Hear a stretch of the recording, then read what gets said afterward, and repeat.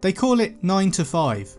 It's never 9 to 5. There's no free lunch break at those places. In fact, at many of them, in order to keep your job, you don't take lunch.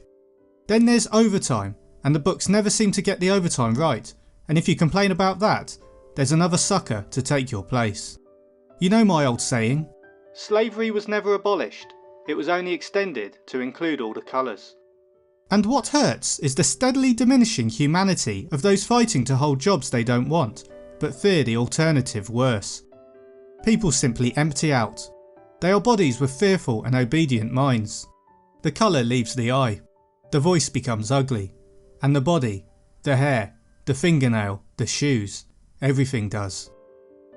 As a young man, I could not believe that people could give their lives over to those conditions. As an old man, I still can't believe it. What do they do it for? Sex? TV? An automobile on monthly payments? Or children? Children who are just going to do the same things that they did? Early on, when I was quite young and going from job to job, I was foolish enough to sometimes speak to my fellow workers. Hey, the boss can come in here at any moment and lay all of us off, just like that. Don't you realise that? They would just look at me. I was posing something that they didn't want to enter their minds. Now in industry, there are vast layoffs, steel mills dead, technical changes and other factors of the workplace. They are laid off by the hundreds of thousands and their faces are stunned.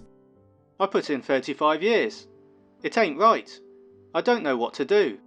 They never pay the slaves enough so they can get free, just enough so they can stay alive and come back to work. I could see all this. Why couldn't they?